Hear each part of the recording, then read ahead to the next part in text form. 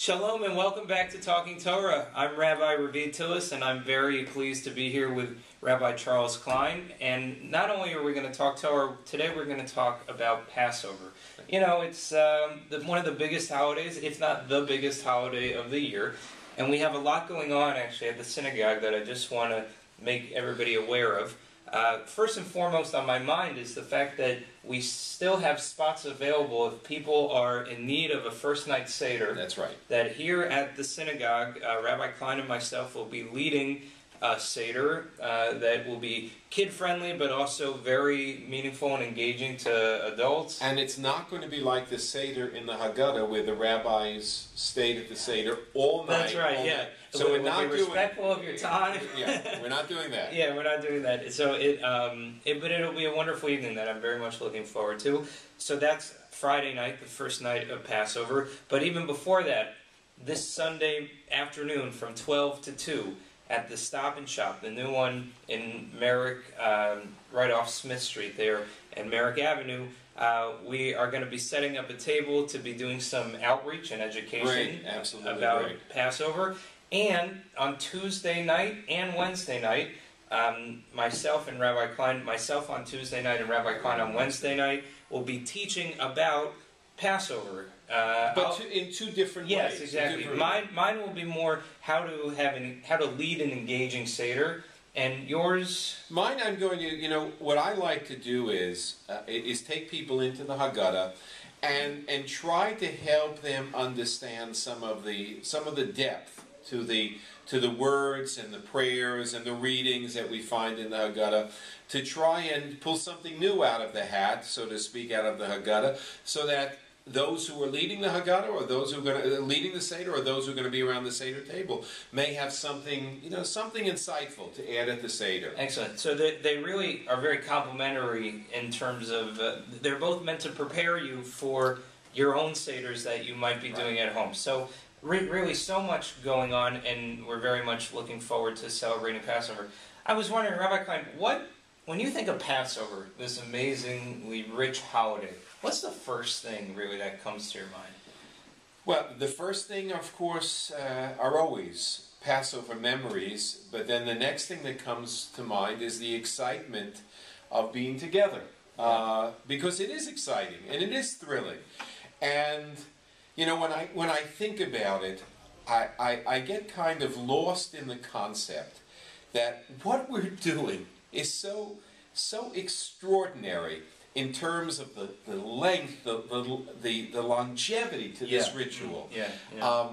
That, when I think of a ritual that goes back, well, at least till, 2,200 years ago, more or less, but really starts in the biblical frame in a way which was vastly different from what we have.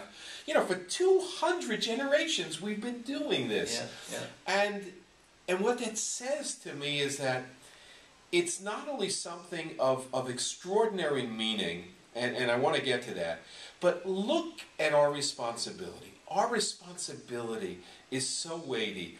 And that's why you're teaching what you're going to teach, and that's why I'm going to teach what I'm going to teach. Because we want to make this Seder come alive. We want to give it a future, just as it had a past. And that's what we want. That's what we want most of all. We want to know that those generations which follow are going to be able to say what I just said, about a tradition that is so extraordinary in its depth and length of existence. Your article in the bulletin, the digital bulletin which just came out, was really, I think, very important in terms of the way I think about the Seder as well. The rabbis who framed the Seder were so brilliant because they said the future is in our children and in engaging them in physical activities that bring it out. It's not about reading through a story.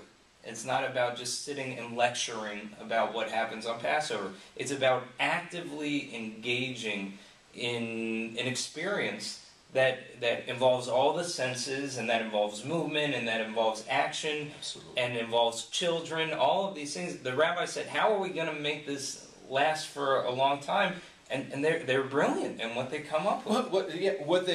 This is sheer brilliance, and what is extraordinarily brilliant, I think I said it in the article in the bulletin, maybe I didn't, is the idea of making children the stars of, right, of yeah, the you evening. did. Yes, I mean, that's right. who can come up with that? Right. Except great rabbis. Here, our people had come out of Egypt, and in a culture which was all about the idea of power. Egypt was about power. It was about military power. It was about the power of oppressing and persecuting minorities. It was power.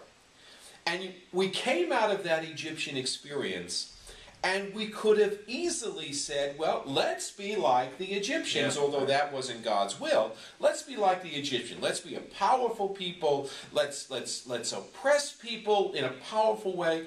And Moses and the whole Torah tradition turns that on the head and says, no, Judaism and the Jewish people are not going to be about the idea of power, but rather the power of the idea. Okay? It's the power of the idea. That's incredible, because military, we've seen historically, great, powerful empires fall. Guess what? This book has been around longer than the most powerful empires in the history of the world, because it's about an idea that doesn't die, that has meaning. And just a few weeks ago, you know, when we commemorated in America Bloody Sunday in Selma, Alabama, again, where did that idea of freedom for the black community in America, where did that emerge from? It emerges from, and we know, it emerges from the idea of freedom that this and the Torah introduces to the world. That idea that we try to pass on. So it's the idea, it's the power of the idea that is our greatest gift to civilization. Yeah, you know, I'm always playing and toying with the dichotomy between eternal, with the infinite and the finite, right? And when you talk about power, it feels finite, right? You know, that armies and rules, you know, that's very finite. God is infinite, and ideas are infinite. They have you can't touch them, you can't measure them.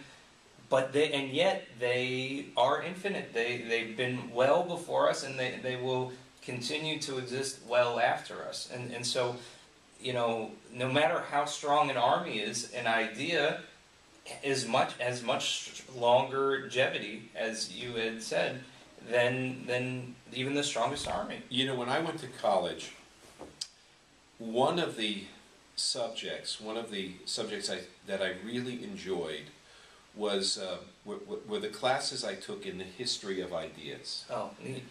Because ideas have legs. The important ideas of civilization just do not disappear. And when the Torah comes and the Haggadah picks up on the idea of freedom, that every human being, because we're created in the image of God, every human being, regardless of faith, regardless of color of skin, regardless of anything, is entitled to the basic dignity of freedom. That doesn't happen unless there's an Israelite experience that brings that idea to the world. So I'm mindful of that every single year. And when I look back over the span of time, I just marvel about how that idea changed history. Our revolution in America, okay? It was moved by that. Right. The black civil rights movement. And in my time, of course, you've heard me speak about this, my great pride in having been, just a small participant in the movement to free Soviet Jewry. I mean, that was astonishing. That one of the greatest countries in the history of the world, the Soviet Union, and we get 3 million Jews, we allow them to have freedom because we take it on, because that's how important freedom is. And what was the chant? Let my people go. Yeah. And what was the name of the flight from into Israel? with all those immigrants? Uh, The Exodus. the Exodus, right? Yeah, yeah. So I hope people are mindful of it, and I hope that this is an idea we share with around the Seder table, because it's an idea that can never die. Freedom must never die. It's what we have bequeathed to this world. And there's more, and maybe we'll get a chance to talk more about the Haggadah next week. Yeah, sure. And where I know we'll have more time to talk about the Haggadah is at our Seder. Yes. I'm looking forward to it. I'm looking forward to it. Absolutely. Well, so there's a lot of ideas packed in here, and a lot going on this week around Passover. If we don't have a chance to see you in person, we want to say to all of you and your family that you should have a Zis Pesach, a Chag Kasher v'Sameach, that you should all have a happy and joyous and meaningful holiday of Passover, and of course a Shabbat Shalom. Yes, Shabbat Shalom, Zis and Pesach. Let us see you. We'd love to have you come down and be a part of our Passover preparations in class at the Stop and Shop, and then during Seder for one of the Yontif services, and that would be great. So you say Zisen, I say Zisen, Chag Kasher v'Sameach, and a Shabbat Shalom.